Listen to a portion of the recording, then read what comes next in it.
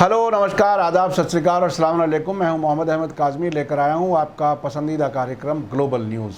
ये कार्यक्रम काफ़ी लोग सराह रहे हैं, बहुत पसंद कर रहे हैं। बहुत ही कम वक्त में काफ़ी बड़ी तादाद में लोग देख रहे हैं। इसमें हम दिन भर में जो अहम ख़बरें आती हैं वो हम बीच बीच में जब भी कोई अहम ख़बर आती है वो हम आप तक पहुँचाते हैं। आज इस वक्त जो बहुत अहम ख़बर है वो दो तीन ख़बरें हैं, वो एक साथ मिला करके मैं आपके सामने पेश कर रहा हूँ। एक तो यमन के हूथियों ने सऊदी अरब के आरामको तेल कंपनी और किंग खालिद छावनी पर ड्रोन से हमला किया है। इसके अलावा इराक़ में बगदाद एयरपोर्ट के नज़दीक अमरीकी छावनी पर हमला हुआ है और उसके अलावा इराक़ में ही कुछ आत्मघाती हमले हुए हैं। ये ख़बरें मैं आपको पहुंचा रहा हूं। बहुत ही दुखदाई कुछ ख़बरें हैं, लेकिन बहरहाल ये पूरा इलाका विदेशी ताकतों की वजह से, मौजूदगी की वजह से हर दिन जल रहा है। आइए चलते हैं पहली ख़बर की तरफ। सऊदी अरब के आरामको तेल कंपनी और किंग खालिद छावनी पर यमन का यानी हूथियों का ड्रोन हमला हुआ है। यमनी फोर्सेस ने सऊदी अरब के आरामको तेल कंपनी और किंग खालिद छावनी पर तीन जो हमलावर ड्रोन हैं उनसे हमला किया है।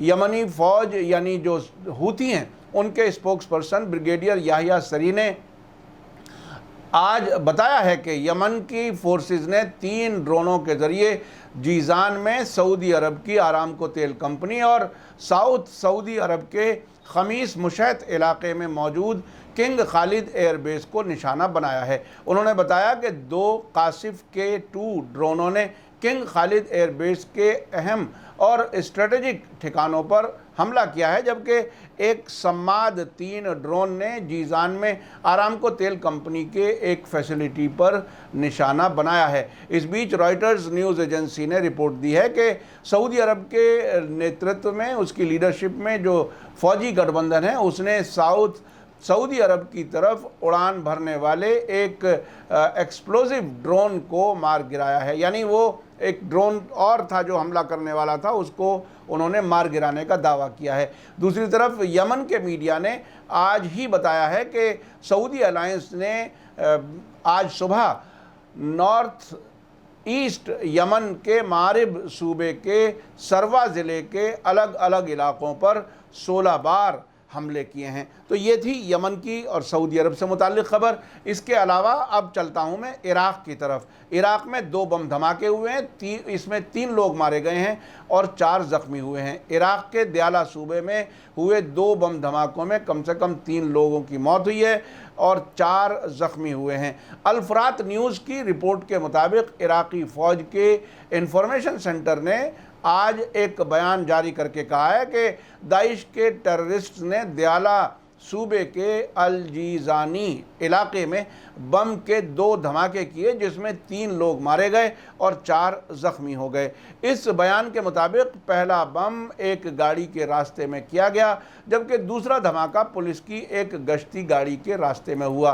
पिछले फ्राइडे को भी बगदाद के सदर सिटी इलाके में दाइश के टेररिस्ट के ज़रिए कार बम के एक धमाके में 4 आम लोग मारे गए थे।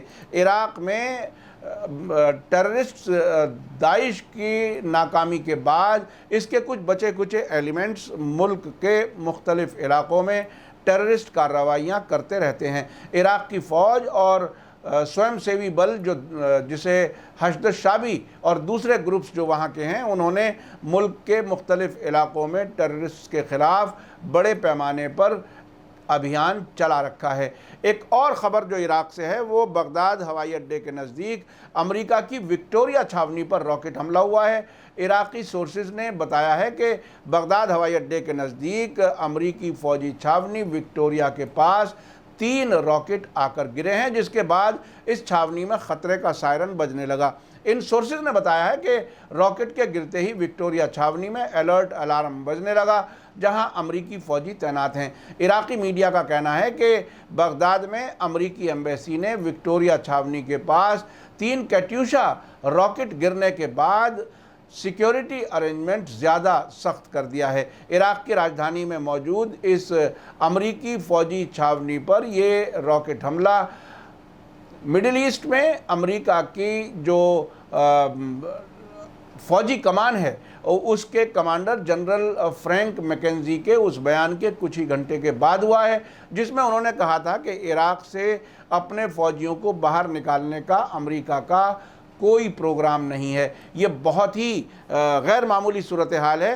अमेरिका अपनी फ़ौजें वहाँ से नहीं निकालना चाहता। इराक की पार्लियामेंट में कानून पास हो चुका है कि उसे बाहर जाना चाहिए, लेकिन ये साहब हैं ढीठ बन कर के बैठे हुए हैं, अपनी फ़ौजें वापस निकालने का कोई शेड्यूल नहीं बता रहे। अभी पिछले दिनों मीटिंग हुई थी इराक के और अमरीकी अफसरान के दरमियान, उसमें कहा गया था कि अमेरिका अपनी फ़ौजें वापस निकालेगा, लेकिन ऐसा लगता है कि वो महज एक सियासी बयान था। मैकेंजी, जनरल मैकेंजी चूँकि सबसे इम्पॉर्टेंट इस पूरे इलाके की अमरीकी फ़ौजी कार्रवाइयों के हेड हैं, उन्होंने कहा है कि अभी कोई प्रोग्राम नहीं है बाहर निकलने का। बगदाद हवाई अड्डे के नज़दीक अमेरिका की विक्टोरिया छावनी पर रॉकेट हमला होने के बाद अमेरिकी डिफेंस मिनिस्ट्री पेंटागन ने अपने रिएक्शन के तौर पर बयान जारी करके कहा है कि उसे इस हमले के बारे में रिपोर्ट मिल गई है और वो हालात पर नज़र बनाए हुए है। आपको याद दिला दूं कि इराकी आम लोग और पॉलिटिकल पार्टीज़ अपने मुल्क से अमरीकी फ़ौजियों को फ़ौरन बाहर निकाले जाने की मांग कर रहे हैं और इराकी पार्लियामेंट ने इसके बारे में एक रेजोल्यूशन भी पास किया है। लेकिन अमेरिका किसी न किसी बहाने से इराक में अपनी फ़ौजी मौजूदगी बाकी रखने की कोशिश कर रहा है। तो ये थी आज की इस वक्त की बहुत ही अहम खबर जो मुझे आप तक पहुंचानी थी। हमारी कोशिश है कि इस प्रोग्राम में जैसे जैसे बड़ी खबरें आएँ हम आप तक पहुंचाते रहें। आप ज़रूर बताइए कि ये ग्लोबल न्यूज़ कार्यक्रम आपको कैसा लग रहा है। मुझे इस तरह का फीडबैक मिल रहा है कि काफ़ी लोग इसे पसंद कर रहे हैं।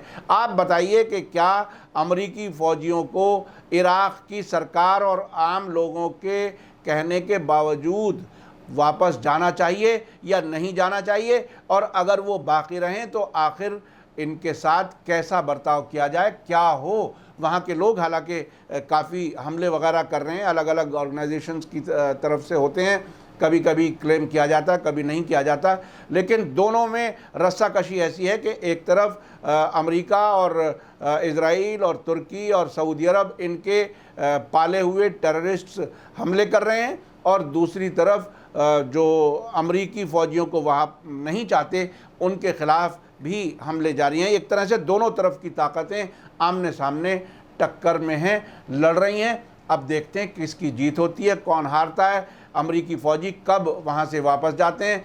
आखिरकार इराकियों को तो इराक में रहना ही है। इसी के साथ मुझे दीजिए इजाज़त। धन्यवाद, शुक्रिया। जय भारत, जय हिंद। मीडिया स्टार वर्ल्ड के और वीडियो देखने के लिए हमारे चैनल को सब्सक्राइब करें और सीधे नोटिफिकेशन पाने के लिए बेल आइकन दबाएं। और अगर हमारी खबर सच्ची और अच्छी लगे तो अपने व्हाट्सएप, इंस्टाग्राम, फेसबुक और ट्विटर अकाउंट पर ज़रूर शेयर करें।